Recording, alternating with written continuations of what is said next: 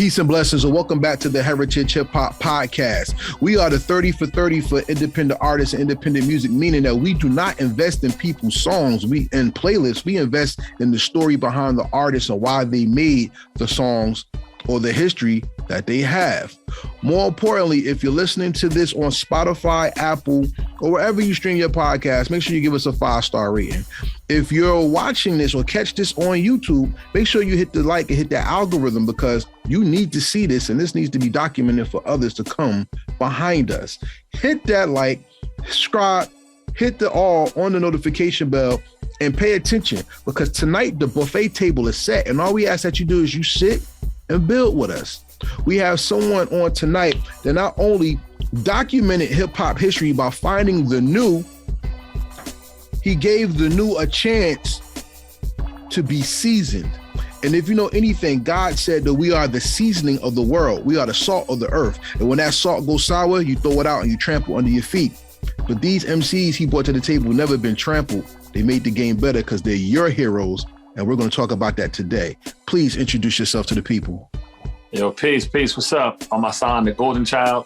That's Ahsan The Golden Child, A-H-S-A-N. So it's not Hassan, it's Ahsan, like a breath of fresh air. So, you know, it's Ahsan The Golden Child. From New Jersey, producer, DJ, radio host, myself as well. I actually I have the longest running hip hop radio show in Jersey, the Blueprint Radio. That's on 88.7 WRSU FM. A little shameless plug there, but hey, what do you say? For anybody who knows about 88.7, that was like those back channels that when you heard hip hop, you was like, oh, we found something, because it was not Hot 97 or Kiss FM, VLS or anything like that. It was gritty. Yes. It was like raw bars and a couple of songs in the middle. It was bars. So let's catch people up who may not know your history. What part of Jersey are you from, though? All right, so I'm from we call it Central Jersey, right? A lot of people don't call it.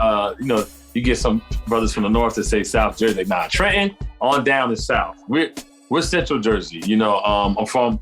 Originally raised in Plainfield. Then made my way over to Franklin Township, which is Somerset, New Jersey, right next door to New Brunswick. So Franklin, around the time I came to Franklin, I'm not gonna say I hands down did this, but as far as being able to romp and stuff like that, a lot of brothers who I grew up with, they put Franklin on the map. They made sure Franklin was known, and to this day, a lot of people do know Franklin. But the cousin to Franklin is New Brunswick, you know what I'm saying? And New Brunswick is where the radio station is located, 88.7. And where a lot of the artists that I locally was working with came from New Brunswick, Franklin, Plainfield, Skagway. We had some guys from South Brunswick. But on that tape, the Art of Emceeing, we went all the way down to Woodbury, New Jersey, and got some MCs that's on there. So it's, we in the Central Jersey area, but I had a lot. I got family and friends and stuff up in North Jersey as well. But yeah, Central Jersey. That's where it's at. But dirty Jersey. I don't believe in Central Jersey, but that's what's up. I don't believe in Central Jersey. We could debate all night. That's cool. Right now. Insert the map right here, right, and then we right in that piece right here. You circle it right there. That little neck part. Yeah, I know what you're talking about. South Jersey is Atlantic City. South Jersey is what's that? Long Beach Island. Mm-hmm. So technically, Trenton ain't really all that south when you look on the map. Mm-hmm. You got Sicklerville, Woodbury, Camden. That's getting South Jersey. That's a whole different vibe. Listen, I'm New York Giants. And a lot of my brothers are New York Giants. So that tells you where we fall on the, I guess we're gonna call our Mason-Dixon line. You know what I'm saying? I don't sport the birds. I don't sport the birds, the green birds on my jersey. I got the blue guys. Yeah, that is how people determine what part of Jersey you're from. Are you an Eagles fan or Giants fan? Yeah, I know. And then you got people like the Jets. I don't know how. It's like they used to have that old commercial. They used to say pork, the other meat. I said the Jets, the other New York team. But no disrespect. No disrespect from us, because no disrespect from us. But listen, funny to say that my basketball team is the 76ers though. That's interesting. Oddly enough. That's interesting. I mean, that's interesting. I mean, hey, I don't. That's the thing. Like New Jersey has always been fighting for an identity when it comes to everything, because New Jersey is part of the greater New York metropolitan area. So that involves New York, New Jersey, and Connecticut. But just like Connecticut, it seems like New Jersey doesn't have the Jersey identity. It has the other side of New York identity. Yeah. As you journey throughout hip hop, how did you see New Jersey distinguish itself in different parts of the state itself, if not from New York? I mean, I think honestly, a lot of you go back to like now I follow. I just like you said earlier when we building earlier, hip hop's my culture. It's a whole culture. Music is part of any culture. So like when I first was exposed to hip hop, it was a new music. Obviously, it felt New Yorkish, came from New Yorkish, but as time went on and I moved to Franklin and I started meeting some of the MCs out there, peace to certain DJs like DJ J-Walk, peace to Cash B, peace to Kevin Ewan, DJ Kevin Ewans, and a lot of these guys like that. Peace to, but I'm not to go through a whole name, but I'm not going to do that. But I feel that we had an identity. It just didn't get heard. Like, what Naughty was doing, what Latifah was doing, Shabazz was doing, that was their own thing, right? But you come a little further down, Plainfield had this kind of style. Brunswick had his thing. Franklin had his thing. Piscataway guys had their thing. But a lot of the guys, all in Elizabeth and Linden, and all these deep cuts of and especially when the 90 Decca came, when the golden era came, just like the radio itself or the music was out there, is very diverse. It's very diverse, and you have many different styles, many different ways of putting words. Not only were the styles different, you had different ways of putting words together and different ways of rhyming mixed with the styles, and then you also had the cadence and how people delivered. So to me, you could tell something that's New York, and even New York had its own identity. You got the Queensbridge flow, you got the Brooklyn, Brooklyn was a whole nother planet of its own, but Brooklyn got many styles too. But you have somebody who had a certain type of swagger, but I felt Jersey had a lot to offer. And a lot of MCs, ironic, a lot of MCs are really from Jersey. They may not say where they're from or try to get that light, but peace to the ones that definitely shine the light. Naughty, Red, Latifah, peace to my man Do It All, People's Do It All, Lords Underground. Who else we got? Poor Righteous Teachers, YZ. A lot of MCs was out there, but like you said, it's like we always was fighting. And I mean, honestly, Bismarck had some time in Jersey, but there's a lot of it was a lot of fighting for it. And even to this day now with hip hop, you saying to yourself like, wow, there's so much talent out in Jersey.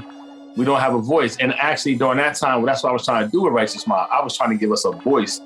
Like, there's all these good DJs and MCs, and it's like we weren't being heard a lot of times. You know what I'm saying? It was like, we were getting drowned by New York, like you're saying. I feel this is one of the most not talked about parts of New Jersey hip hop. New York is deemed the birthplace of hip hop, correct? Yeah. Arguably, you could say Kool Herc. Some people say Grandmaster Flowers. You know what I'm saying? People put the names in there. You smiling? Why? What happened? No, I'm just listening to what you're saying. Okay. So yeah. So you got, like I said, arguably Grandmaster Flowers is before Kool Herc. I mean, they had the jams and everything of Kool Herc there.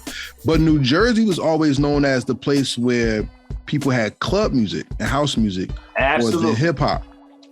So when people talk about the identity of hip hop, they'll always refer to the club part of New Jersey as New Jersey standard and not really give ear to the hip hop part of it because that was New York standard. How do you feel about that? Yeah, I mean, most definitely. We had club music, house music on rock, piece of Chicago, but Jersey hip hop. We still play.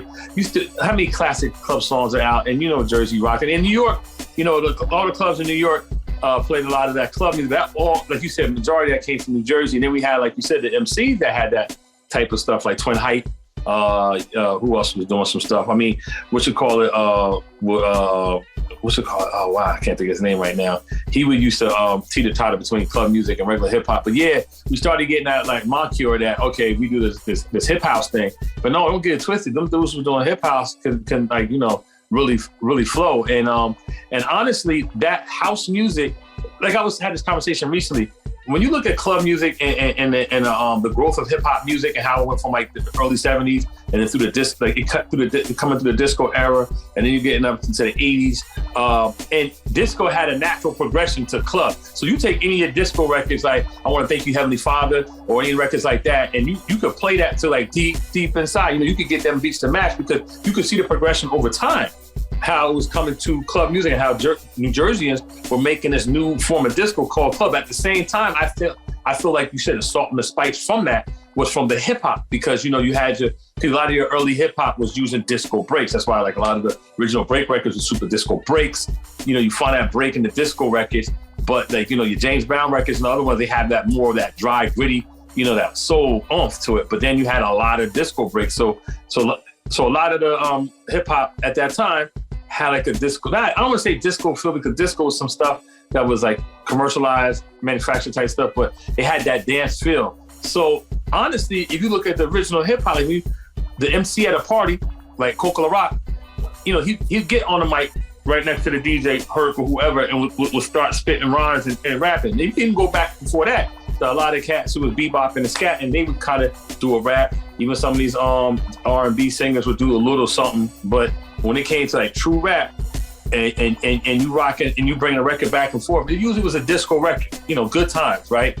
It's like one of the, hands down, one of the most used disco break ever in that era. So when you say like hip hop in Jersey, it's like, to me, it's all there. I mean, the borders was just not, we was only separated by a tunnel and a bridge. And yeah, of course, everybody went to the city to hang out. But I think a lot of culture, a lot of energy came from New Jersey. And the crazy thing about it is that like a deep club head will also love hip hop. Like, look at the Jungle Brothers, look at Tribe Called Quest, look at that whole native tongue scene. You go to any club, you would catch one of them guys there. Absolutely. Because music is a language that is felt, understood, and loved without even saying a word. Yeah. It's a very spiritual, it's a spiritual union between your soul and the ether. Yeah. You know what I'm saying? I mean, are we going that deep, huh? I mean, let's just be real. I believe this. You tell me if you agree. Hip hop is the only genre of music that's alive, not a style. What do you think? So you say it has its own breath. It has its own makeup, like it's its own anatomy. Well, let's go through it. What is jazz? Jazz is it's a different way of playing instruments, with soul and rhythm. The original definition of jazz was sex, not music. So people called it jazz because of how people moved their hips when they danced. Okay. Yeah. So jazz can be a part of hip hop, but jazz is not alive. It's just a style. Okay. See, when we think about hip hop, we think about the clothes, the language, and how it grew into art, and how it grew into other things. That's not R&B. Because think about it, R&B is an exclusive group of people who can sing, even though everybody nowadays wants to be R&B singers and they're not. Only certain people can actually sing, so that makes it exclusive. Rock and roll was how you move your body. It wasn't a music style. It was just called rock. So then you had soft rock, you had, all the other stuff, but it was just how you did this. It was just how you moved your body. Yeah. But if you ask somebody what is hip hop, not only does the answer vary, but depending on what part of the world you're in, there's a different inspiration given to it. What do you say? Or interpretation, yeah. I can get with that. Well, that's what I'm saying. It's a whole culture. Music is one aspect of hip hop,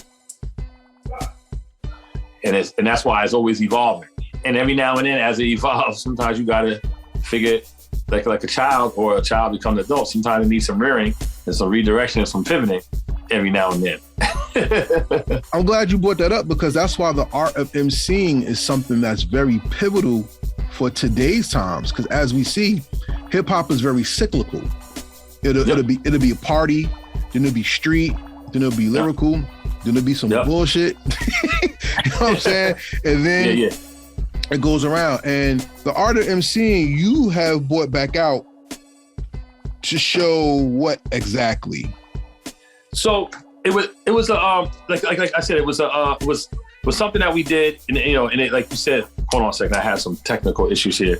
I gotta load this. I always forget with this these iPhones, man. I gotta charge these things up, But so we brought it back out to show what we did, like you said, to define a period in time that and I'm listening to it. So maybe 2 or 3 years ago, I'm working with these artists called the Weirdos from OKC, from Oklahoma, and they were out here. And then we, like I said, I'm producing some music for them, also helping them with some management stuff and that type of things. And then I'm showing them old stuff that we did, and I'm listening to them like, in a few years, this is going to be the 25th anniversary of this.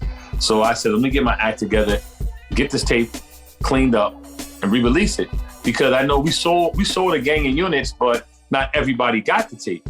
And now with the the platform that it is now, and one thing I hear a lot of times with a lot of people from the 90 Decca era, even the 80s, even like the mid 90s and stuff like that.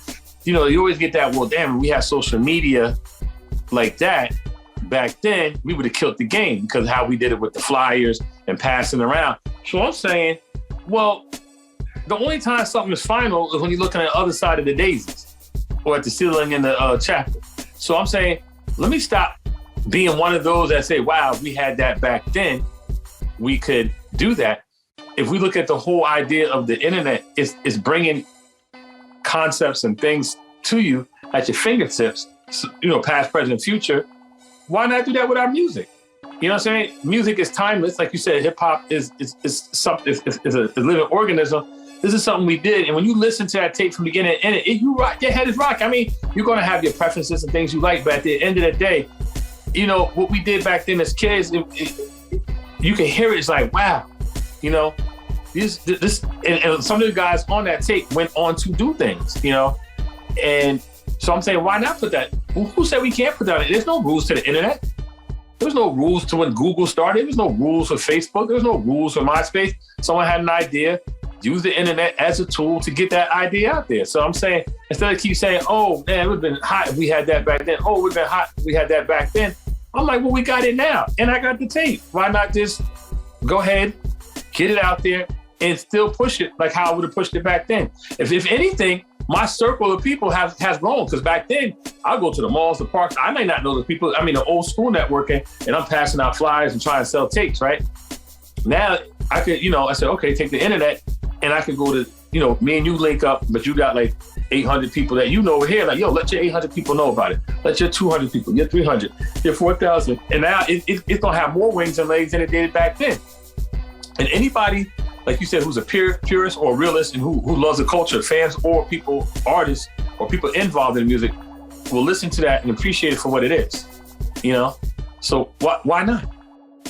Why not put it back out? Like, what's stopping it? What rule? It's a World Wide Web. It's open. It's an open field to do whatever you want. And listen, if you don't want to listen to it, all you gotta do is click away. but see, that's the magic of the internet, and why I think hip hop has grown and hip hop has been stymied by the internet at the same time. You know what I'm saying? I think the thing that hurts hip hop with the internet is that since it's so free, anybody can do anything and call it hip hop. Yeah. But the blessing of it is when it's really dope, people are quick to hit that share button and talk about what it is that they like about a project or something like that. Yeah. But let's go into some MC talk. This is Forever Heritage Hip Hop with Ahsan The Golden Child on Heritage Hip Hop Podcast. Make sure you're hitting that like button, you're subscribing, because guess what? Now we about to go up. Let me ask you this question. When was the first year you started with hip hop to really know it, appreciate it, understand it? Now we're giving out my age, right? Before I heard Rapper's Delight, I loved it. But then after Rapper's Delight. I think what I really got appreciation of the whole idea is a record by Spoonie G. He said 1 for the trouble, 2 for the time. Come on, y'all, let's rock that. Get shit, y'all. That and Till Rock. Those are like some records that I, and the way, and it had like what, 5 verses, 20 bar verses. It's like, the whole different thing. What really made me say I want to do, what was an inspiration to make me do some of the things I did? Pumpkin. I don't know if you know Pumpkin. Pumpkin, and he had a record called Pumpkin All Stars. It had everybody that was on Profile Records at the time, Dr. Jekyll, Mr. Hyde, Glow, Mr. Galaxy. It had a bunch of people on there, the Fresh MCs.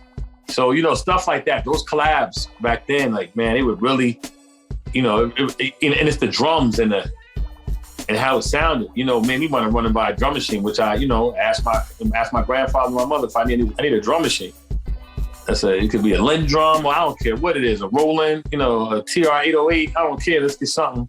I want a beatbox, I want a drum machine, so like, I think that right there let me know that, okay, I'm gonna do something with this music. And I was already getting into DJing at the time. So, it was just like a natural progression at that point. And then I started buying my break records, the Octopus break records, the Super Disco breaks before the Ultimate Beats and Breaks.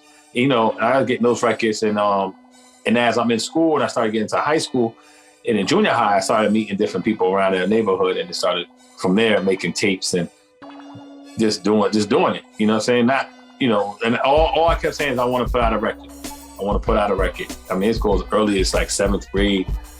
I remember calling Rainbow Records or one of them places in Jersey as a kid, asking how much the vinyl cost.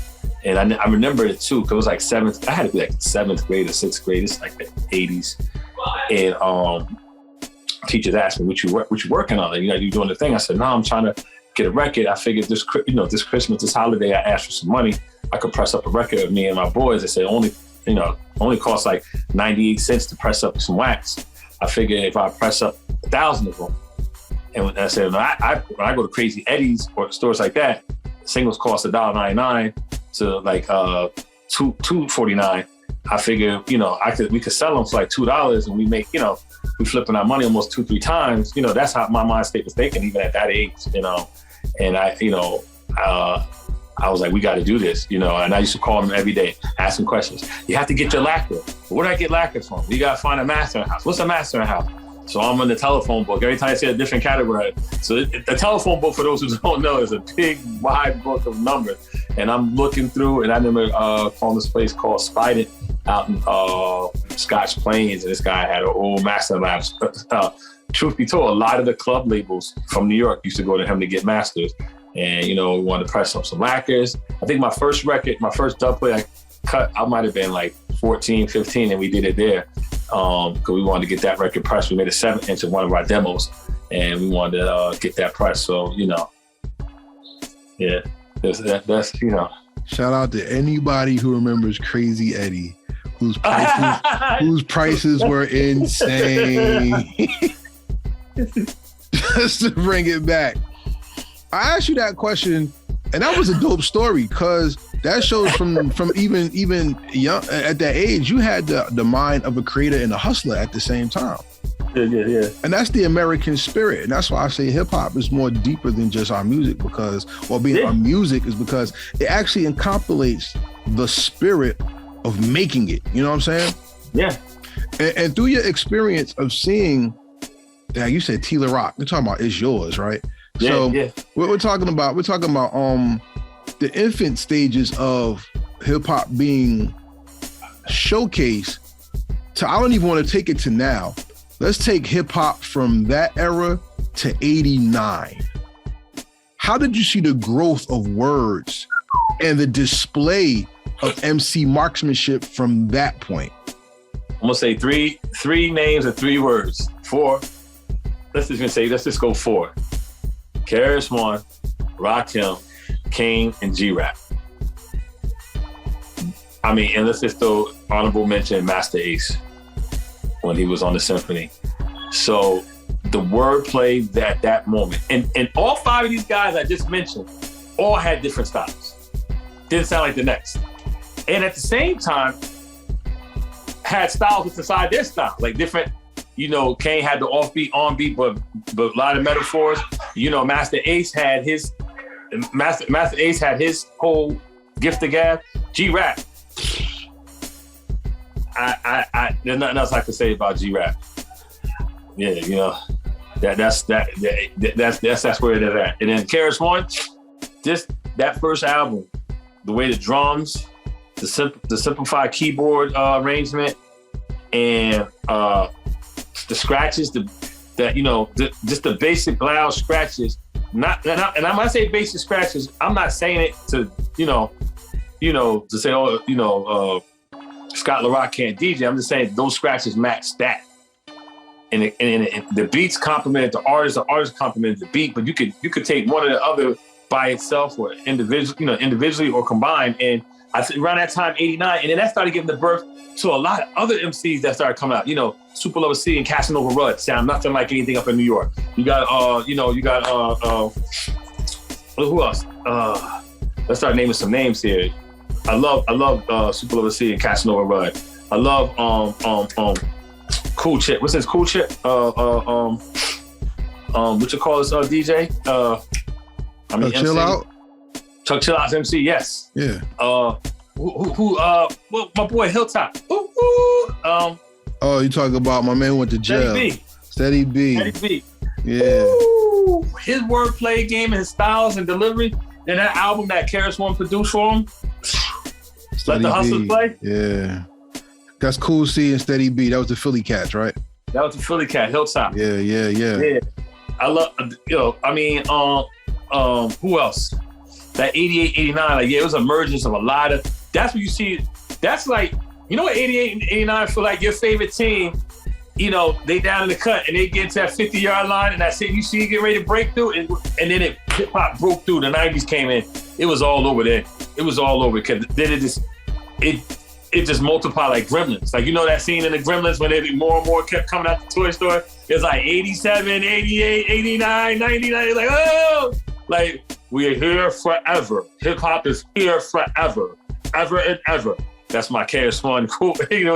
So it's like, once that happened and exploded, it was like, it was hip-hop. It's like, we breaking down the door. This is what it is. And it's too bad that the old guards, the R&B cats, the jazz cats, and our parents, like even me, asking for, like, you getting me all types of G.I. Joe toys and, and television and Atari, Nintendo joints and this and that. But all I asked for was like, give me like that stuff equaled up probably more than $1,000. Give me $1,000 I can press a record. Oh, you can't. Okay, I was too young to sign an artist. I was too young to sign a contract. But let's just get the record out. Let's just get the record. You do it. You put in your name. Whatever. I just want to get the record out. I want to get the record out. My birthday falls in November. I forfeit my birthday and Christmas stuff. Just give me some money so I can press a record. And I wish, and now you're looking back and all this money other people's making. And I don't feel bad for any old guard. Oh, a lot of money in this and that.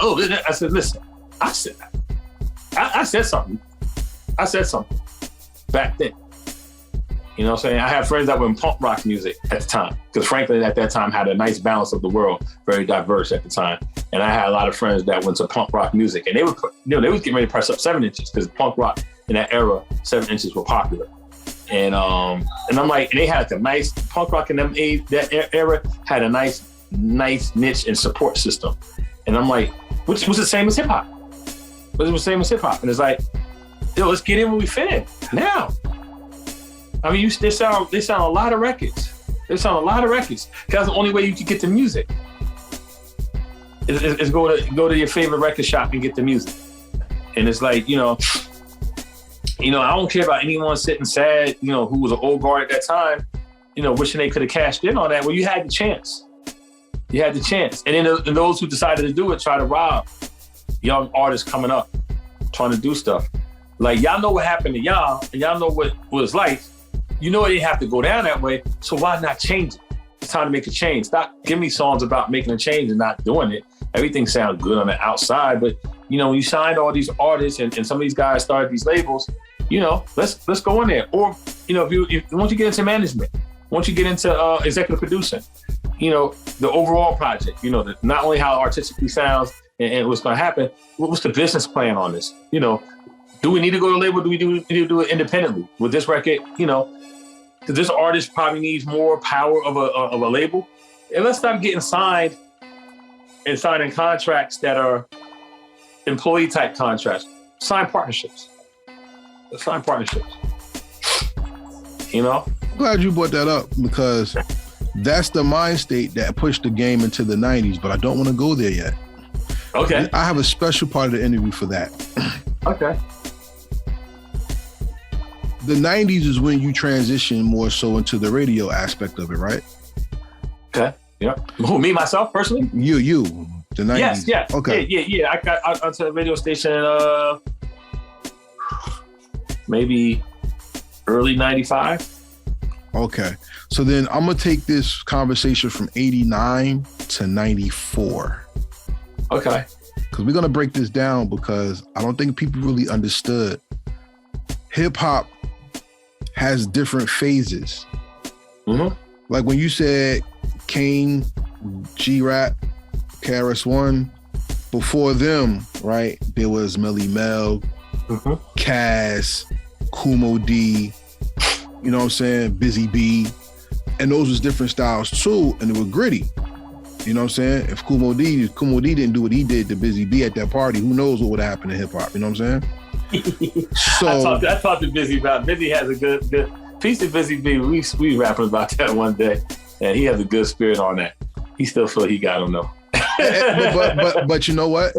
No matter if anybody thinks he won or lost, he was there. And that's the part. That's the part that everybody. Facts. You can't put him down. He was there. Facts. You know what I'm saying?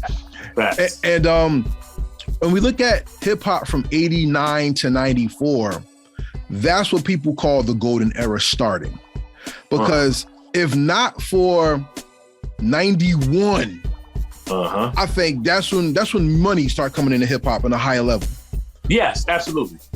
91 was the birth of Nas, right? And Lord Finesse. In that era, right? You heard of Nas? Nas album didn't come out yet. Right. Nas was on the barbecue. I think Breaking Atoms might have dropped 90, 91. You're right. And like I said, that was that in between era with Lord Finesse. Lord Finesse, like one of the hottest guys in the game, right?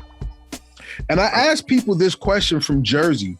Special shout out to Essex County because y'all already know we know how Essex County get down. But you said Central Jersey. I was born at Orange Memorial Hospital, did 2 years in East Orange. Orange Memorial, me too. Okay, all right. So that it was a kindred spirit right there. Yeah. So, it ain't there no more. But yeah, I was born there too. Family from East Orange and North. Go ahead. So Central Jersey, when hip hop started to take shape in the 90s, early 90s, now we're talking about 89, like 90, 91-ish. That's when it seemed like New Jersey style, because the money was getting into it, people came to New Jersey to cherry pick. Yeah. How did you see Jersey, in your state, your part of Jersey, how did you see Jersey elevate from hip hop being, that's dope music, to I can do that, to now we are doing it and we're going to make our name in it? I don't think there's that. I mean, there was a lot of jokers who had their own crews and started to do their own thing independently, but I don't think it was that rampant because a lot of artists, tended to gravitate to me. So they came to Righteous Mob. And I know EO, you had the Latifahs, you had Flavor Unit, and you had other crews and stuff like that. But I think you seen certain people trying to do their independent thing or whatever, but then you also see a lot of artists trying to go to the labels because they were coming to cherry pick and they flashing the money in front of you and stuff like that. But I think when it came to producing and making your own music, Jersey definitely was self-sufficient. Like you know G-Rock, C&D Coalition. I know them. I'm not sure if I'm familiar with them. One of the first pressed up Jersey albums, straight out of Jersey, which is considered an underground classic. G-Rock and C&D Coalition. You got the cover?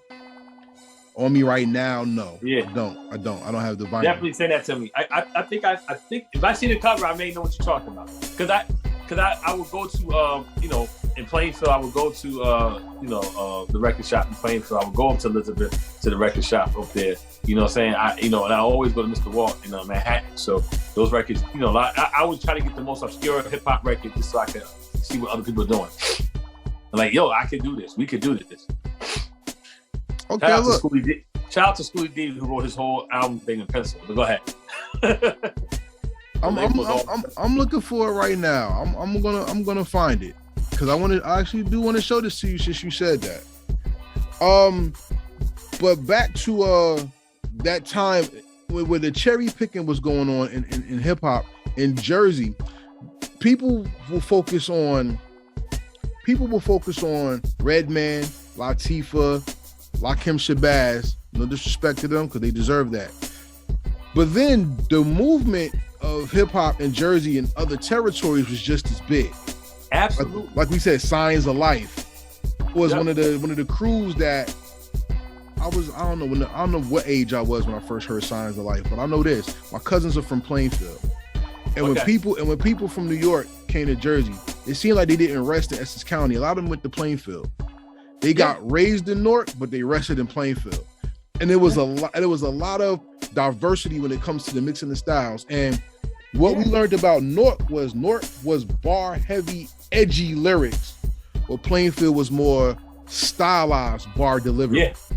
Yes. Tell me how could you differentiate the different styles and patterns in New Jersey and know where they put MCs came from?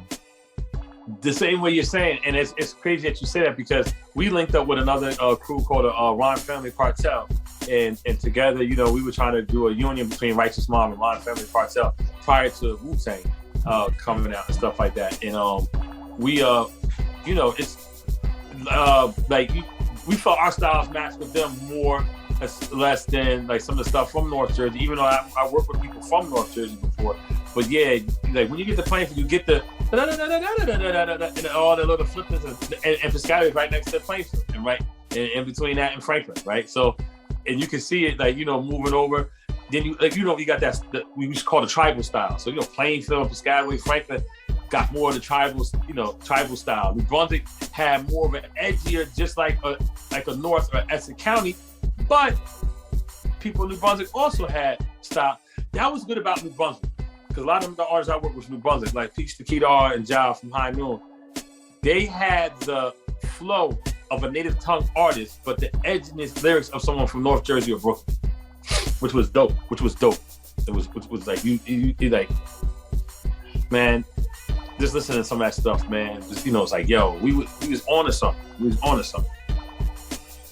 New Jersey is one of the progressions of hip hop that people don't talk about enough. That's why me having this interview with you was just so dope. Like I look forward to this highly. You know what I'm saying? like take the flowers, because like. Thank you. I appreciate it. I'm really into hip hop, like because you can tell in my conversation, I really get deep into it. And the thing is, I don't think people in New Jersey know our history, or we don't tell our story because everybody focuses on across the water, that they forget that we have just as much stake in the fabric. We tell to each other. We tell to each other like two drunks in the corner talking. We tell to each other like, I know this. I'm here. You know what I'm saying? Like you said, we got to get out there. We got to get out there like everybody else. Nobody knew about it. I mean, not to say you didn't know about a Long Beach. We all knew about Compton, but not to say you didn't really know too much about a Long Beach to Snoop put it on the map. You know what I'm saying? I mean, damn, De La Soul put Amityville on the map. Besides the movie, De La Soul put Amityville on the map. You know what I'm saying? I got something for you. Hold up. How'd that look? That's Straight Out of Jersey by G-Rock and the C&D Coalition. I remember. Okay, I think I remember this. I'm trying to zoom in. I think I saw this at one of the record shops back in the day. Yes. So that was one of the first press independent releases from Essex County. G-Rock and the C&D Coalition. Shout out to G-Rock. And that goes back to the Art of Emceeing for me, because New Jersey had its sound and was pressing up things, and I need you to put your cape on and be Superman right now, because as you transition to the radio side of it, your movement helped birth the podcast and the breaking of hip hop media. Yeah. Shout out to Ralph McDaniels. He's the god of hip hop. I don't care what anybody say. MC who you want. Ralph is the king. The god. Yes, he is. All right. And from Ralph McDaniels, we got Video Music Box. Then came Pump It Up. Came Rap City. Yo TV Rap. Yo T. And it was the cousin, not the brother or sister. It was the cousin of BLS, Kiss, and all that, because one gave you the audio and one gave you the visual, but both gave you the culture. Yes. But the podcast gave you or gives you the insight, the story, and the pulse of the artist that is performing, not just trying to sell a vibe or a record. Yeah. So yeah, I'm upon the cape. So you chip on the cape. So I mean, a lot of artists that came our way, I mean, during like the mid '90s and that stuff like that, Piece the Smooth the Hustler, Trick of the Gambler. I interviewed Shine. I mean, I interviewed, the list goes on, bro. And the one thing all the artists, independent or from any major label at that time, they said about the blueprint, it felt like a conversation in someone's basement. Like, because what happened is, like, I wasn't a interviewer by trade, so, you know, it just came natural. I love hip hop. So, you know, we didn't do the 20-minute breaks, or the 10-minute interview, stop at a question that intrigues them, go to a break, come back. So, you know, we just let the mics open and we just kick it, just brothers just kicking it. And a lot of the artists that came always said, yo, man, this interview was dope. Like, I wasn't even interviewing, I was just talking. And then we started talking about all types of stuff, movies and stuff. So now a lot of people that listened to the blueprint back then used to say, yo, I see a whole other side of the artist that I never even saw. Like, they like the same movies I like. They like the same, you know, and people got a kick out of that. I mean, it was good. I mean, peace to LA Leakers, but we were the first ones to do the freestyles like that. Crazy on the blueprint. That it was known for us to have the freestyle set. I remember Shine came, and I did something where somehow I got the callers to rhyme. They always tell me you gotta have the radio in another room, but make sure you hear it so you can stay on beat. They used to call and do the freestyle. Sometimes we would go past our time, like 45 minutes, just people on the phone freestyling. That's how Cy Martial Law got discovered. Is on the Blueprint Radio, calling on the phone. I remember one time him and this kid, Self One, we call him Self Uno now. Self Uno, Cy Martial Law, and who was off on who's that? Sidebar, man. You watching this, man? Type down there. Who's the other dude that one night when one of y'all was on punishment, and I gotta find this tape. They kind of on the phone. You hear like, yo, this is so. I'm on punishment, man. But you know, I couldn't miss, you know, rocking on the Blueprint. They rhymed ill in the whisper. I don't want to get caught by mom, you know, like style. And it was like hot, like, yo, you know. So, and then, you know, I remember Shine was there and he came on, piece of Shine. He did some okay stuff. You know, I could tell it was kind of like stuff that was written. Them jokers from Brunswick and Franklin, Plainfield got on that phone, started rhyming, wanted to rhyme with him. He came back to me, tapped me on the shoulder, like, son, yo, let me get back on that mic. And I saw a side of Shine, like, yo, Shine got lyrics. Cause he was like, when he heard them dudes, he like, yeah, you can't. Told him to say, listen, you can't come to Blueprint with some okie doke. You gotta come for real. Piece to Wordsworth. One time, Wordsworth came down, and he definitely testified this. He rocked so nicely that dudes met him in the parking lot to buy the current EP that he had. He said, yo, I gotta tell jokers to come out to the Blueprint. Like, yo, you not only you get the dope interview, you know what I'm saying, you rhyme, and then I go outside and sell stuff out the trunk. You know, so that, you know, and the conversations were just conversations like we having. And then, you know, and I'm looking at the time like, yo, we was just interviewing for 45 minutes straight, no music. Except for the instrumental in the background, you know? Yeah.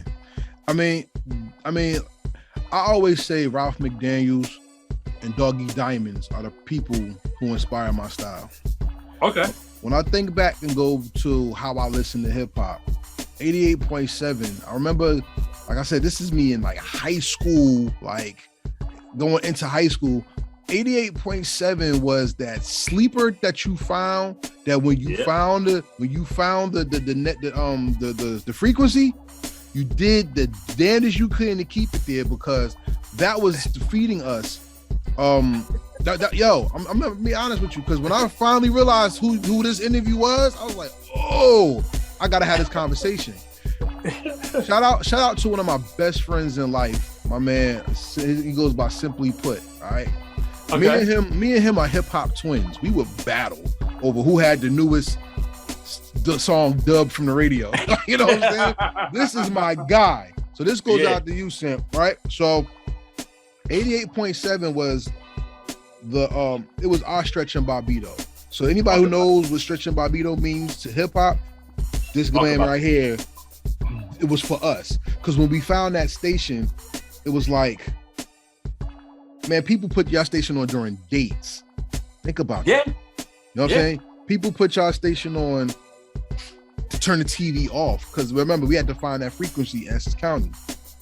Yeah, because it dipped low on exit, and some parts of Newark would catch that. I got that a lot. That it had to be a certain part of Orange that you could get it because of the way the antenna was. It was all about the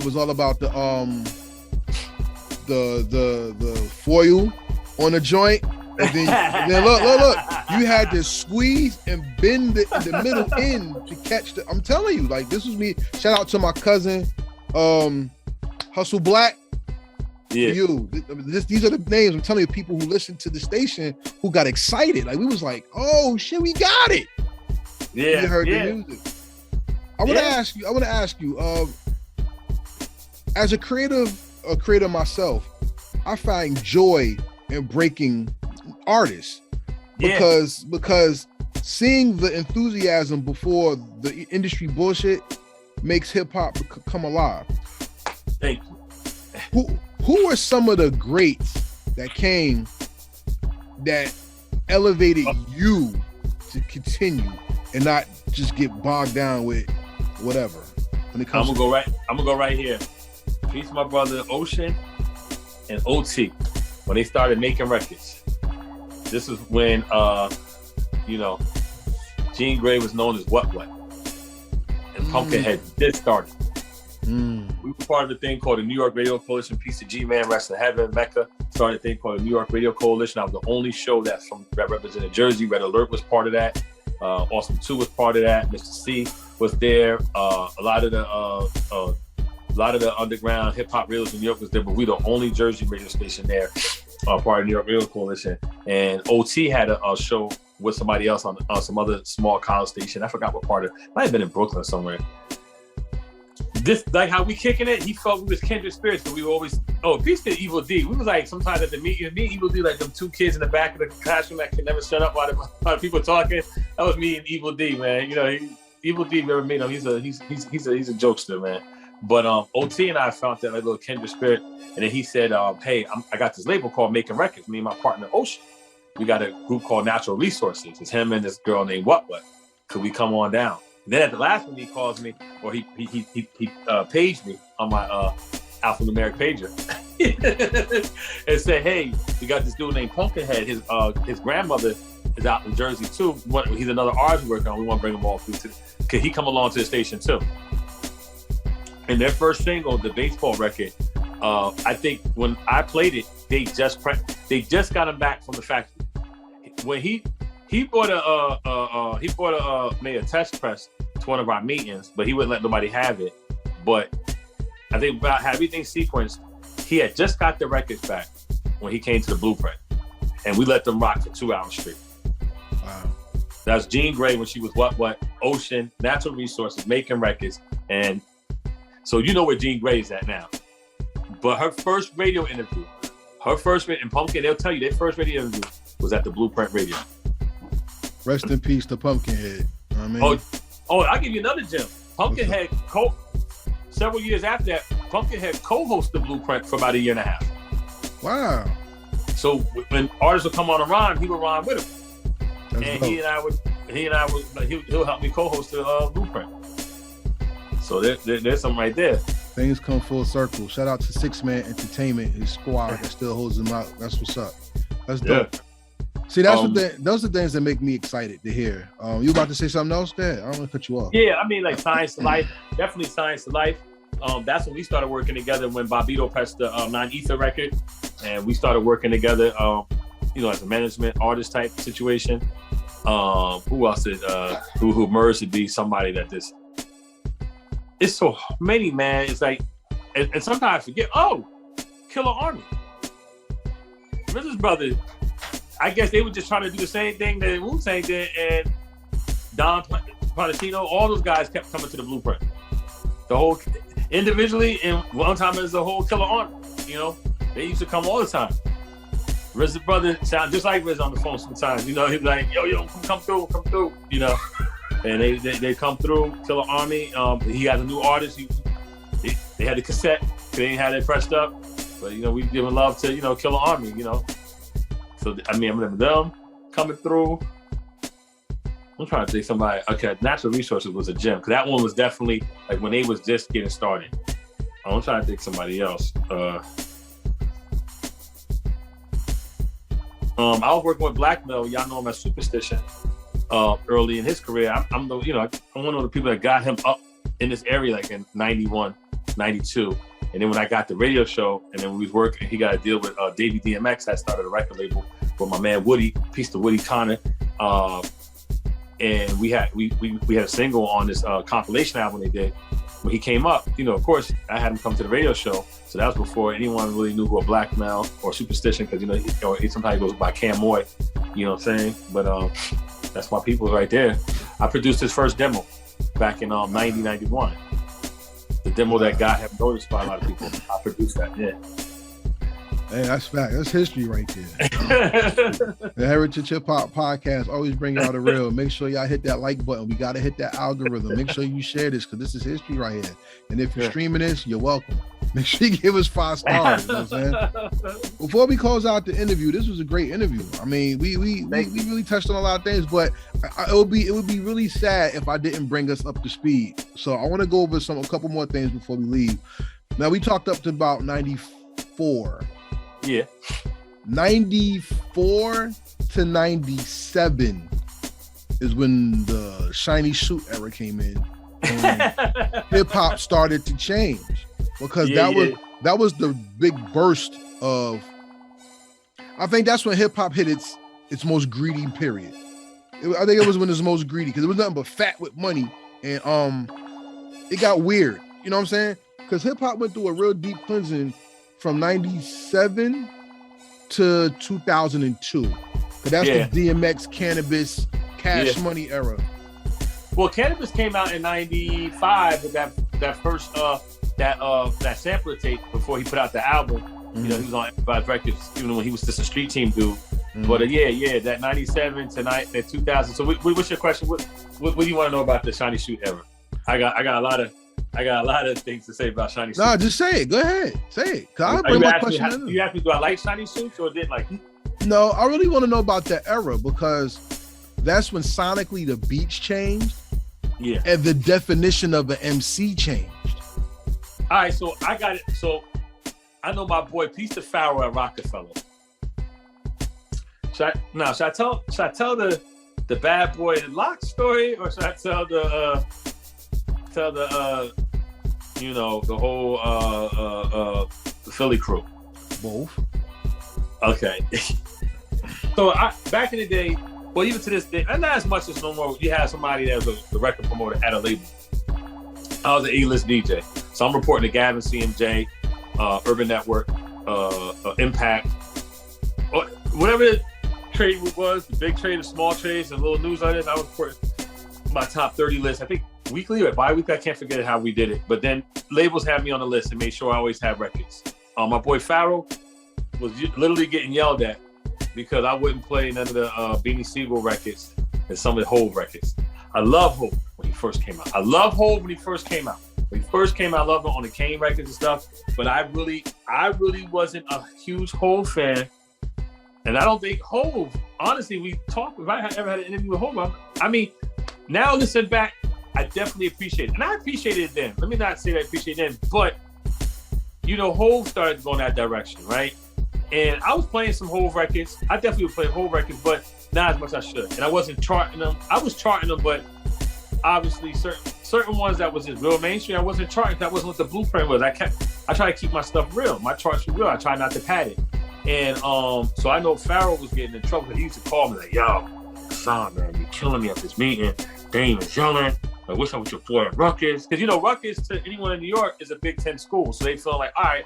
And they look at the demographics. Like, yo, he's got to play our records because we want to sell to a certain demographic. And because they look at the college. They're not even worried about New Brunswick, Plainville, and all, and Essex County and all that stuff. They're looking at, okay, Rutgers got X thousand amount of students. They the Scarlet Knight, boom, boom. we need him playing our records. And they like Shiny Suits. I didn't dislike Shiny Suits, but that's not what Blueprint was doing. I would find a way to bring in those records and bring it back out with the most obscure underground hip hop. That's what a lot of our artists came down and said, yo, I love the way you do it. Like Trick the Gambler said that when he came. He's like, yo, I like the way you bounce back and forth between that and you give the other MCs light, like right after a song that hot is like putting a hole on, like burning a hole in. But Pharaoh used to get in trouble because I wasn't charting certain records. And who was over there? Who was my man over at Bad Boy? He's gonna kill me. Kevin. Yeah, he was like, yo, man, you got to play these records, man. Why are you not playing the lots? I don't like the lots. Wow. One of my favorite MCs, Jadakiss. Another favorite MC, Styles P. Another one, Sheik Luke. But in the beginning, I thought they were okay. And I like to tell that story that, to me, that's the art of Emceeing, that they grew like fine wine, got better over time. You can't. Jadakiss got a record out. I'm like, I'm looking for that Jadakiss record. I'm looking for a Sheik Luke's mixtape or whatever. But in the beginning, I didn't play, a lot of that stuff. That what's that thing they had with Caravan, with Cameron and Cardan, Senorita, the horse and carriage. Oh man. If I didn't get like 1,000 calls to play that record and faxes, like, yo, you ain't playing anything, I don't see it on your charts. I'm like, I played, when we was doing parties, piece of my brother Skeet Dog, we used to do the Blueprint parties. I played them records at the party. So I was gonna say, I didn't not hate the records, it just wasn't the Blueprint format at the time. And I had no bad feelings with Shiny Suit raps. Shoot, right now with the stuff I'm hearing now, I want the Shiny Suit raps to come back. You know what I'm saying? Like, honestly. So, it was not. I remember one day with Pumpkinhead, my boy KL, who started Righteous Mind with me. He's on the tape in between the interludes with me. I remember one time we saw Pumpkinhead, and Pumpkinhead had a shiny suit, but he was going somewhere. I don't think he was going to a show to ride. And I said, "Yo, man, what's up? You turn a shiny suit on me?" He said, "I remember KL like, yo, Pumpkin had that face like, oh man, son." Hey.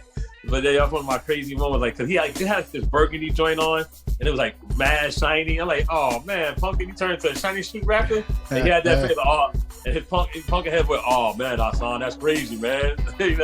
How he got that nice deep voice. Oh, that's real crazy. But yeah, he was like, nah, man, ain't no shiny. I said, but you even got the patent leather shoes on. You got the shiny shoes on. That era in hip hop set the stage for the gritty and grimy.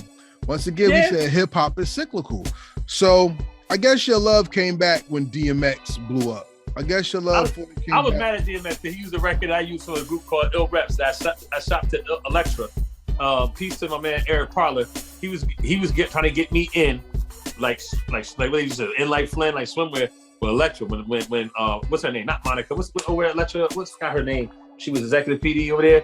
DMX came out with that Get At Me Dog. I had used that loop. EPMD was the first one to use it, but I freaked it a little bit different with a group called Ill Rep, and we will be releasing their EP out digitally too. But I used it for them, so I was heated because I know I shopped that record to a couple labels. I knew the labels, and I know EP was trying to get me signed, but we, as production wise, but that's when Rampage and Busta and them had the they got their deal, right?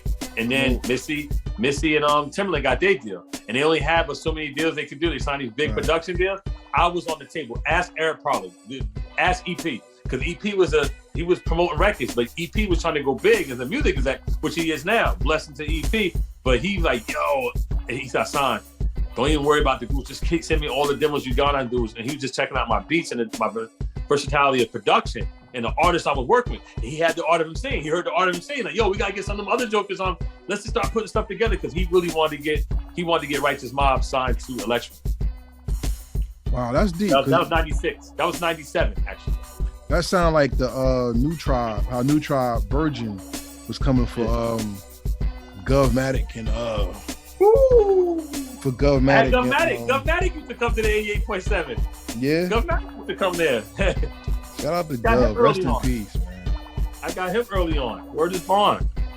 Diesel Don and the Governor. Salute. I was about to say that. Diesel Don came through. Yeah. That's what I'm saying. Wow, that's that. I just got thrown off because Govmatic and Big Snuff are two of the reasons why this platform actually exists. Because like I said, I don't think people tell our story enough. So I want to give respect to the Govmatic and Big Snuff.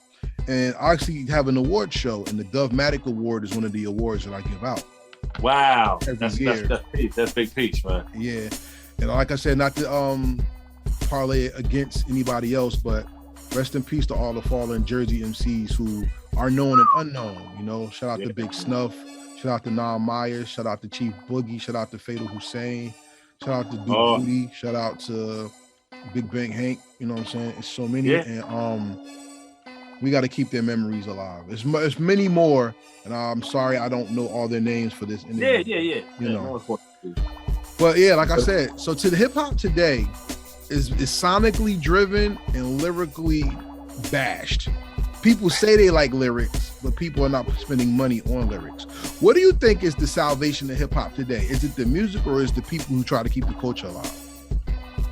I think it's us trying to keep it alive, because I think we're trying to expose what was before, but you know, we just got to figure out how we could do it in harmony, so that, you know, I don't think the ones who are making the music right now, and I said this one time before, when this stuff was, you know, 10, 15 years ago, when people were saying, yo, I think this stuff is going for a bad turn. I said, well, listen, it's the DJ and the producer and the executive producer or label's fault. You got a young artist, like, just think about it. If you're 20 years old right now, you were born in 2002.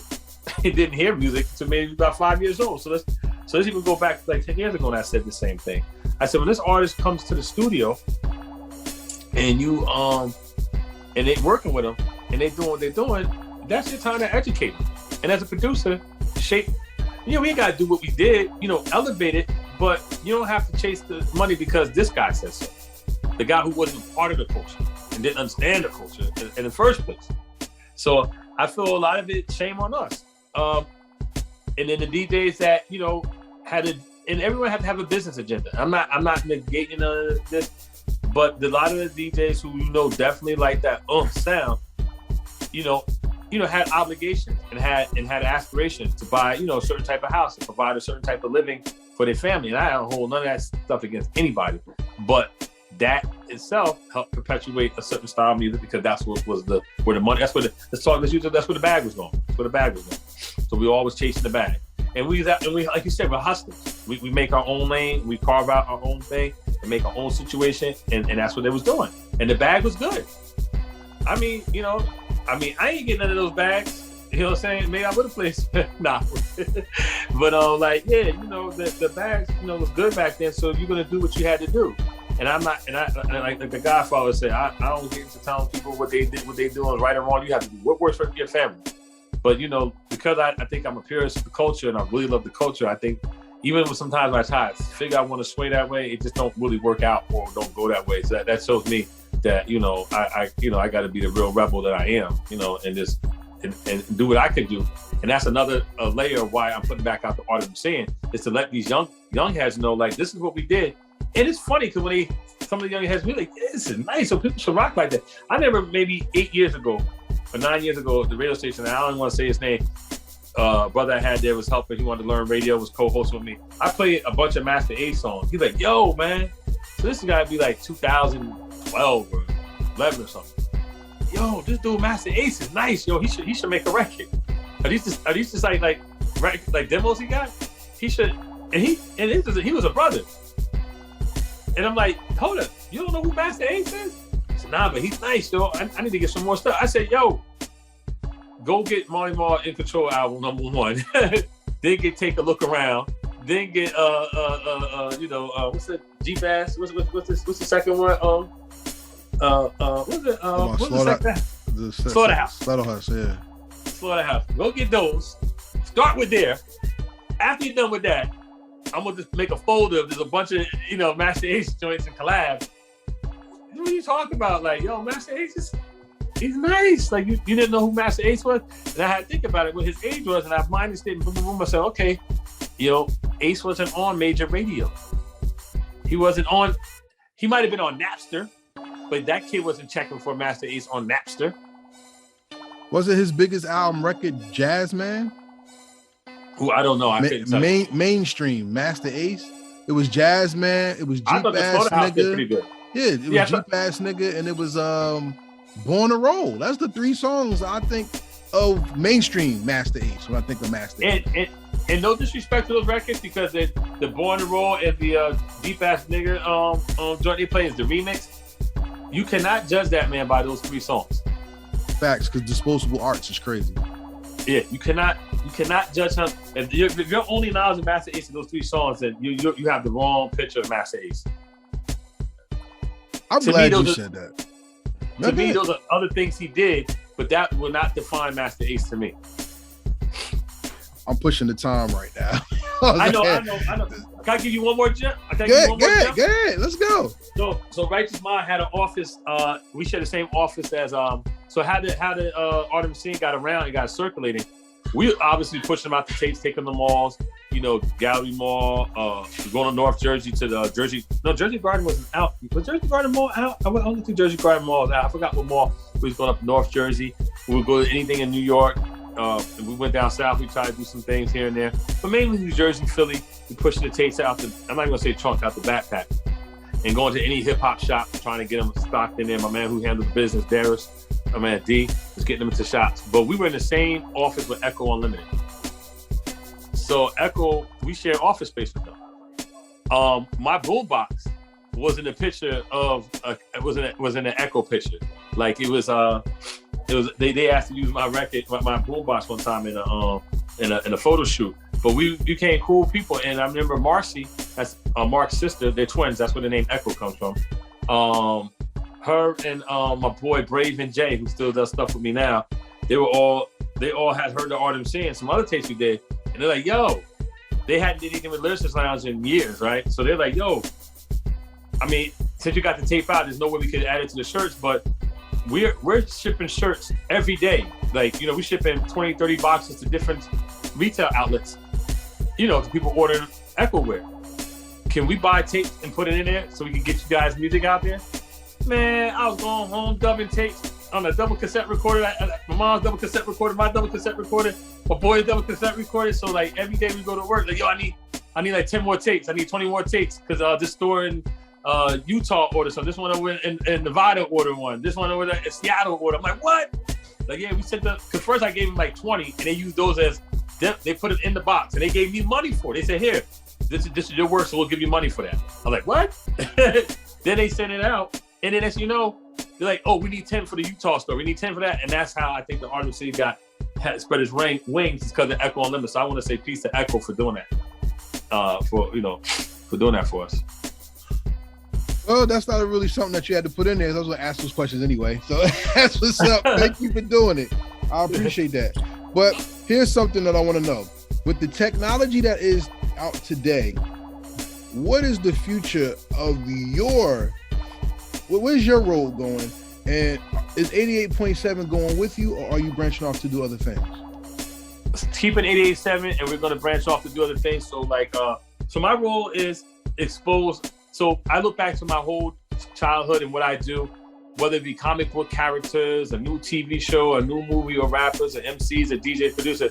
I was that guy that, like you said, come to school and always had it. Like I had the newest song that you couldn't find, or the newest comic book, or whatever. So it seemed like my role is to always tap into that creative flow, the energy around us, and get the other like raw talent out there and exposed. So what I'm looking to continue to do was with the blueprint as far as exposing MCs.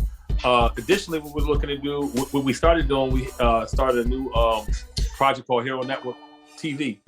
And we started a podcast, but we're going to go back to that. But we also, during the pandemic, did a thing called the Daily Hero. Every day, we gave you comic book news while you're in the pandemic, keeping you fresh. And then I'm doing to that what I did to hip hop. So all the Black and Latino comic book creators and artists who are pressing up their own magazine, I'm exposing. No disrespect to Marvel and DC. They had a lane for a long time. I'm gonna still talk all disrespect to Marvel and DC. No. All disrespect to Marvel and DC. No. We want to count. We want to, no disrespect. to the people who love the books and the art, disrespect to the storytelling because it's garbage. You may continue. All right, so along with us breaking news on new DC and Marvel stuff, we do talk about the independent guys. We're trying to push a comic book company owned by my man up in. I always want to get his. He's not in Connecticut. He's in Massachusetts. It's called Constant Hustle. Lawrence. Shout out to Constant Hustle Comics. Those my peoples. Oh, you know Constant Hustle? Yeah, Lawrence. We interviewed a couple of his artists on our. So we had this guy named Vega that was doing a show. So we was playing around with different shows during the pandemic. So now we regrouping. We're gonna come back up with the podcast. So that's one thing we're doing. Me and Cy Martial Law may be doing a show together about comic books.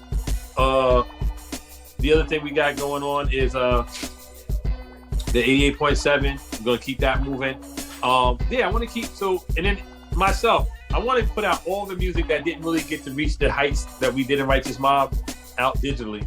And then start bringing out this new stuff and start working with some of the artists that I always would love to work with. So it's more like a love for it versus a monetary thing about it. Because look, what monetary value can you put to music now as far as the unit price? You know what I'm saying? Right now it's so disposable where anyone can get it, listen to free. So I'd rather put out the experience and let you, like you said, love the artist or whatever artist that I expose or I work with, whatever they got going on, you become a fan of them.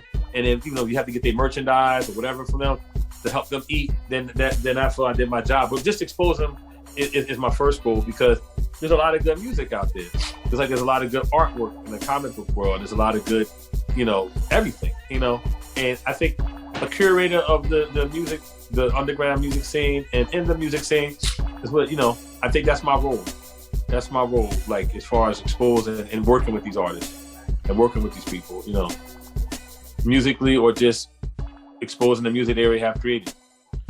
And that's what's up. See, everybody listening, hip hop is not about bobbing your head. It's also about relationships and building relationships, not only within the people in the community, but with the culture itself, so you know what's going on. So please give everybody your social media so they know how to find you and everything that you talked about so they can support you. All right, so we got to keep that up moving too. Ahsan The Golden Child is AHSAN The Golden Child. Once again, it's AHSAN The Golden Child. That's my Instagram. On Facebook is Ahsan The Golden. Twitter, my Twitter got hacked and somehow I lost all my followers and whatever, but I got the account back. So I was able to save the name, but I'm like, I'm not following it and no one's really following me, but I got to build that back up again. And that's Ahsan The Golden too, because you can't. Twitter had a thing you couldn't do but so many letters, so it's Ahsan The Golden. So yeah, and then we have a Instagram page we did, Art of Emceeing, but on the tape we spell emceeing EMCEING, but for now we do the MCING, so it's Art of Emceeing, because later on after we did the initial tape, maybe going to early 2000s. For a year or two, we was doing an Art of Emceeing showcase at the Court Tavern in Brunswick every month. So, and that's where we put the artist right on stage. Forget the mixtape, just come on down, $3-5 to get in. Not expensive, and come listen to these artists live. So like I just love art, man. I just love art in all fashion. And I actually draw myself, so I love art, music and art, man. Just a creative person, man. Well, this was a treat for me because after this interview is over, we gonna build. And most importantly, I thank everybody for paying attention to following this episode. But guess what? That's only part one. Interview's not over yet. Now we gotta put him in the hot seat. You ready to play? What's that? All right, so now we're going to do the rapid fire questions. The rapid fire questions are not yes, no questions. These are questions designed to show the depth of knowledge you have of yourself, the industry, and the art and craft of hip hop. Ready to go? Yeah. What song or album from an artist perfectly describes you? Oh, man. Brother, I got to say, the soundtrack that's in my head anytime I do Excursion is the Try First album. Oh, really? Yeah. That's my excursion. Okay. That's my excursion record. I love to ride in the car by myself, and the vibe of that album is me. Like the first Tribe album and the first De La album. There you go. Okay, and De La. Okay. Yeah. Question number 2, what is the perfect hip hop beat? Meaning, if the artist never came out with it, it would have been your beat. Drum beat or take it where you want to take it. How you interpret it. That guy produced it, or what's the perfect beat? If that person didn't have it, it would have been your first single's beat. Oh, Shook Ones. The part two. Okay. Part 2. Okay. No doubt. Hip hop is known. Whoa. Black Rob? Okay. Yep. Okay. Hip hop is broken down in eras. What was the perfect era of hip hop in your mind? Who made it pop for you? Ooh. You can't forget your roots. So the 80s are definitely, I love the 80s, the whole Wild Style era, Busy Bee, all the people you name. But yeah, the 90 Deca, I mean, hands down, the 90 Deca was the ill era. Like it was I think it was like it was like the growth, everything come together. So I'd say like between that 92, 94, maybe 91 to 94 era, that little pocket there. And who made it come alive to you? Native Tongue, Brand Nubians, Grand Puba definitely. Well, let me just say Brand Nubians, Native Tongue. I don't want to forget somebody. When I say Native Tongue, I'm just putting them all in there. You know, Tribe, Jungle, De La, Black Sheep. I can't forget Q. America's Most Wanted. Souls of Mischief. I love High Road. Piece of Opio A+. Yeah. All 43 of them. That's the biggest crew of hip hop history. Like, yeah. Them and Wu-Tang, it's too many of them. You know what I'm saying? Yeah. All them all. Like, yeah. And honorable mention Wu-Tang and Duck Down. I think they helped shape that. I hope they definitely shaped that era. Especially, you never went to 93? Yeah. Oh yeah, Winter '93 is when Protect the Neck and all that stuff dropped. Yeah, that's when the gritty, like the street element everybody talk about. That's when that. Okay, so let's talk about hip hop myths. I'm gonna bring up 3 artists, and I want you to tell me what made their myth as big as it is. Okay. Yeah. 3 artists only. Big L. Sure, there ain't no myth with him. That dude is nasty with the lyrics. No, there's myths because remember how you said people like the guy didn't hear of Master Ace? Yeah. I remember when what was the name of the Big L album that posthumous one? That had Platinum Plus on it. I forgot the name of it, right? I think it might have been Platinum Plus, but he had a song with Big Daddy Kane called Platinum Plus. When that album came out, if you didn't know of Big L, you didn't know. But when people heard it, they wanted to go back and find Big L. And even today on YouTube, there's people like King Guap, who's like, I never knew Big L. He's my favorite rapper of all time. And they build from there. So there is a myth to Big L. We know he was nice because we were there. But what do you think is the myth of Big L? Like, what story is there that you think people just don't really get because they didn't live in that era? Like, so myth is something that's not real, right? Not necessarily. Like mythology is it's a story, it's a tale, telling you something. So I'm trying to figure out. I don't know of a myth of Big L. Like, the Big L is nice, man. Like he I think he holds to whatever myth there is about him. I think he holds to it. I think he can hold a candle to anything you can say about him. He had the hustler side of him. He had the lyric side of him. He had the business side of him. I mean, he was cool people. Another Golden Child story. I was supposed to do a record with him before he passed away. His untimely death. My man who's down Wu-Tang that got me into the New York Radio Coalition showed my beats to Big L or somebody else who was in his camp, and he was like, "Yo, bring your boy up to Harlem." I said, "We're not gonna go to the office in the daytime." He said, "Nah, don't be around 8, 9 o'clock at night." I forgot which street we had to go to, but he kept missing him. He kept missing him. But he wanted to rock to a Golden Child beat. That's my word is bond. Big L, rest in peace. Yeah, but I don't know. I mean, you tell me. I don't know what this. There's many stories about Big L, like how Nas was scared to rock with him, or how Jay was going to sign him, or the Children of the Corn stories. Like, there's a lot of stories of Big L. You know what I'm saying? And I mean, like I said, rest in peace, Big L, because Big L is one of the greatest of all time for those who love underground hip hop. You know what I'm saying? Here's the second one. Well. Oh yeah, definitely. Here's the second one. The impact of the Gravediggers. The myth on that. Horrorcore was not the newest thing, not the biggest thing. Russell had enough money to make you believe that. And there you go. People didn't know the Gravediggers were shot before Enter the Wu-Tang. Hey, think about it. You know what I'm saying? Yeah. Third one, Sean Price. Another Big L type thing, man. I don't know none of the myths. If there was any, I believe the stories I heard about him. I mean, this dude, like us, loved hip hop. It's amazing that there's so many records that haven't come out yet. Yeah. You know what I'm saying? Like, it's amazing. He stayed recording like Pop. Exactly. I was going to say that. And here's something about that I wanted to say, even though it's just rapid fire, this is just dope conversation. You said how you like the locks now because you got to grow with them. Hip hop today is not about established artists. It's about finding someone you can relate to and growing with them. Look at how we grew with Sean Price when he was Rook. And he said himself he wasn't the best one in his group, to being an established solo artist that started an underground movement, that started a whole nother lane that people didn't have the balls to go into at one time. Shout out to Ruck Down, because that was a missed opportunity. Yeah. Now, shout out to Illa G. Shout out to Ooh, he said Illa G. God, yeah, that's my guy, yo. I'm an Illa G fan. Wow. Suede Cigarettes. That's my guy. Shout out to what's my man? The Villains, Rim. That's my guy. Rim the Villain. Okay. You know what I mean? Yeah.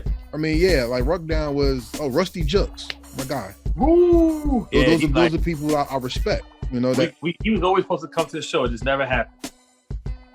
Rusty Duke was supposed to come to the Blueprint. It just never happened. Okay. Well, let's continue on with the rapid fire. All right.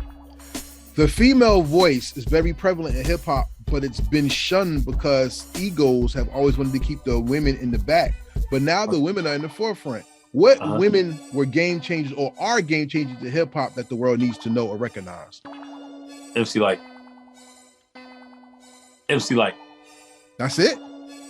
Oh, okay. MC Light. Definitely Lauren.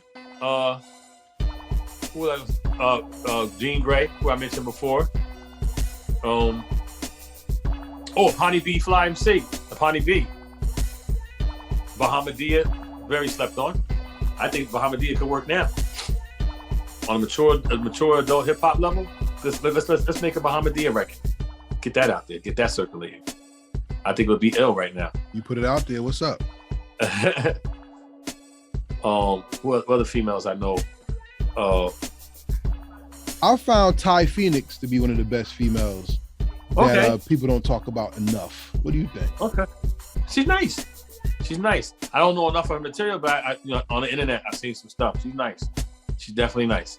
Ty Phoenix, winner of the Heritage Hip Hop Project of the Year Award for Valedictorian. Go check that out. Okay.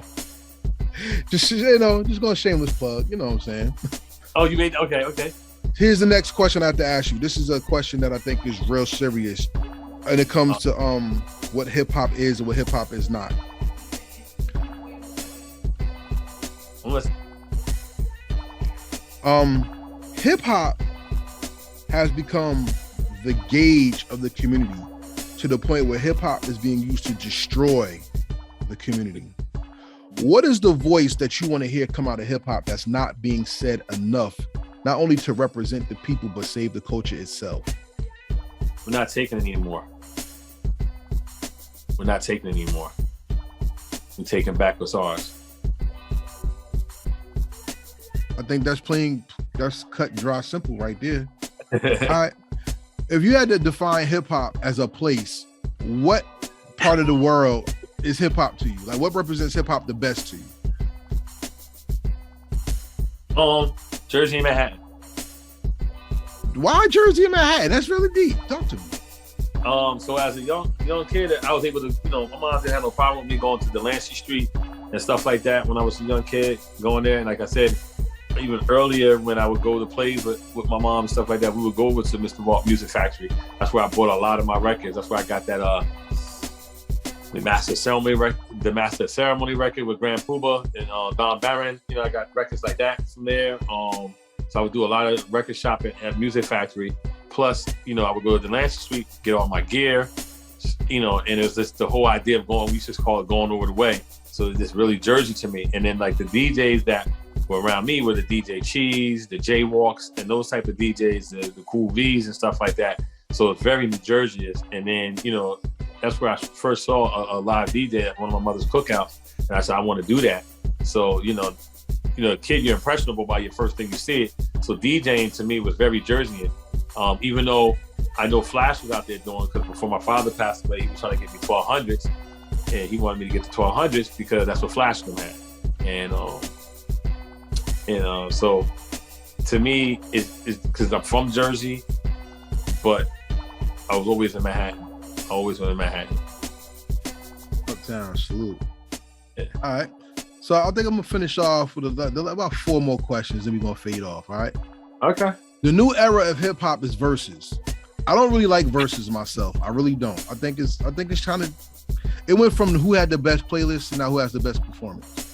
And the performance actually made it better, but it's still not really, shout out to verses. It got us through the pandemic. But here's my question for you. Being that you're a lover of hip hop, what 2 artists could do a verses that would sum up your whole love of hip hop? Woo! Native Tongue against Hyro. That would be, because verses ain't really hip hop. It's some just celebration shit. Yeah. It's not gonna do it, but that would be awesome though. Yeah. That would Q-Tip solo, Jay Dilla, Native Tongues, Dayline Harlem with Souls of Mischief, Domino, Casual, A+. We talking some serious stuff right now. Yeah. I think that would make a great verses. Native Tongue and Hyro. Damn, who taking Moni Love out though? That's all I want to know. Who's gonna battle? Native Tongues with Common in it, or the original Native Tongues? I think the original. Cause you throw Common, you gotta throw Most Def in there. So I mean, you could put them in there, but I was talking about Native Tongue. I'm talking about Jungle, De La, Tribe, maybe even Charlie. He still didn't say Moni Love or Queen Latifah. Oh, and Moni Love and part of stuff.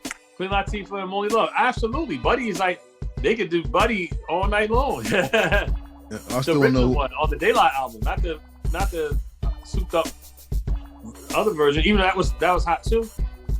I'm talking about the original version that was on the Daylight album. Who's taking Moni Love out? You still ain't answering my question. Like, who's taking her out? Who from the high row is gonna stand up against Moni Love?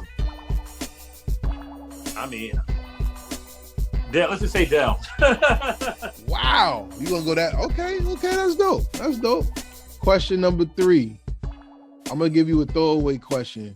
How did you like being on Heritage Hip Hop, or would you recommend us to anybody else in hip hop looking to? I loved it. It was a great conversation. A good a ride through hip hop and time. I definitely, if you want to learn about hip hop and the heritage of it, this is the place to be. Absolutely. Thank you very much. Second to last question. Where did hip hop go or grow that surprised you and it inspired you to keep doing hip hop?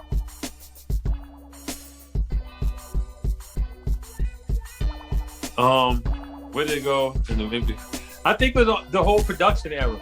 I mean, when hip hop finally started growing with more samples and the whole idea of chopping up samples and blending samples and doing different things with samples, instead of just taking one sample and a drum beat or a sample drum beat and keyboard, but just really trying to make something new out of something old and the more creative you could get.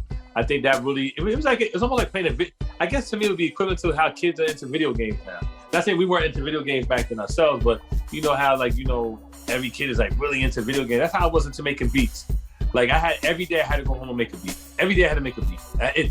Just like how my kids, they gotta play video games all the time. I had to make a beat. I had to look through records. I had to go beat hunting. I had to do it. It was like something I had to do.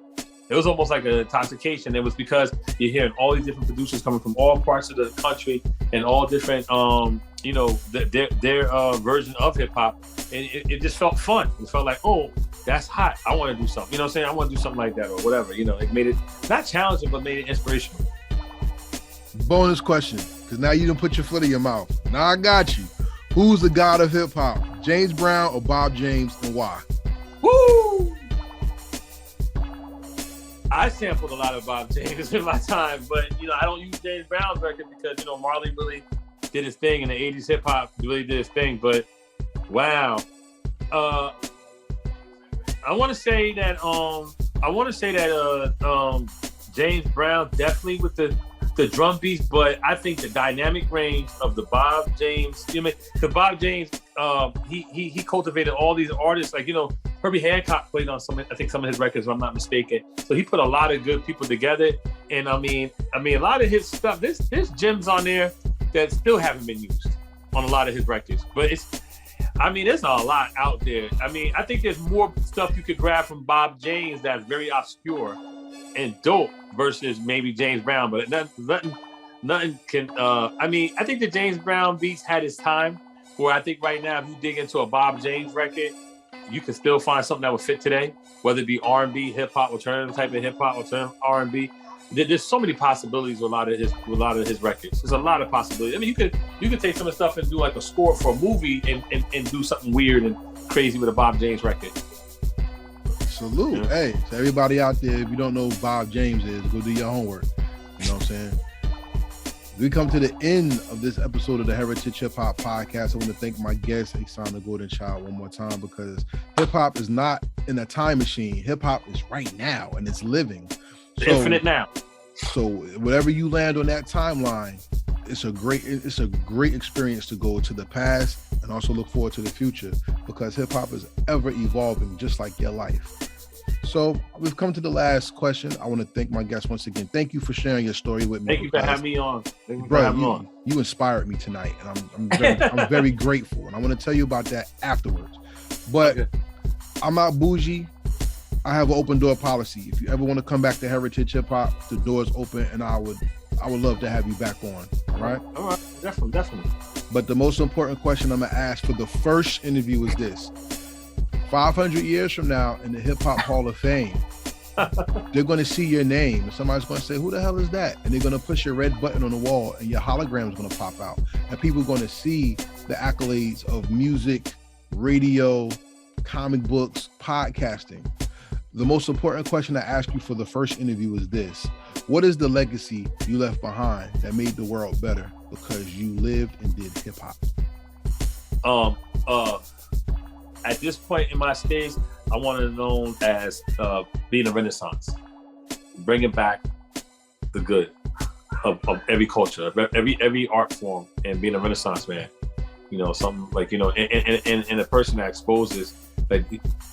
Cool. I think for some reason I'm always attracting MCs, even if we didn't even know each other. For some reason, I'm in a spot where an MC and we are getting connected, because I think my whole love for the art of emceeing, the art of lyrics, that I attract that. And I think it's genuine, because to this day, I still always in my inbox, or somebody in the family or some friend might say, I need to check out my cousin. I need to check, and the person's always dope. I never get exposed to somebody who's mediocre. So I want to, this is the guy, the Professor X of hip hop. Oh man, it's a movement. Okay. Well, ladies and gentlemen, I put on Celine roll, and I'm like, that's dope. I like that. I like that answer. So, ladies, Professor X of hip hop. I thank you for helping me get that out. Hey man, coin it, co-sign it, do what you gotta do. Make it a new shirt. So I want to buy a shirt from you as well. Ladies and gentlemen. Word, that'd be dope, right? Put my head doing like this with my head in dreads. Right? Like a silhouette and a bunch of MCs around me. Yeah. You do comic books, do it. Make it a poster. Yes. Yes, do that. That would be dope. So to close out, ladies and gentlemen, make sure what you do not only inspires, but you keep inspired. So the legacy of hip hop is not that it's beats and rhymes. The legacy of hip hop is that it's God's spirit. And God put his spirit in us to be creative. So when people try to take away the things that made us special, we found something that we had. It took something from the old and made it new. And that newness not only brought out our ingenuity, our gratitude to the spirit, but in our creativity to make beats, rhymes, lifestyles, industries, and now metaverses based on the mind and the appreciation of the spirit of creativity the Most High gave us. Make sure whatever you do is an inspiration, because as his inspiration said, let there be light, our inspiration says, let there be life, and life continue to flow from our creativity and ingenuity. This was Karev at Heritage Hip Hop with Ahsan The Golden Child. And we say peace. Salute. And we out. All right. One love.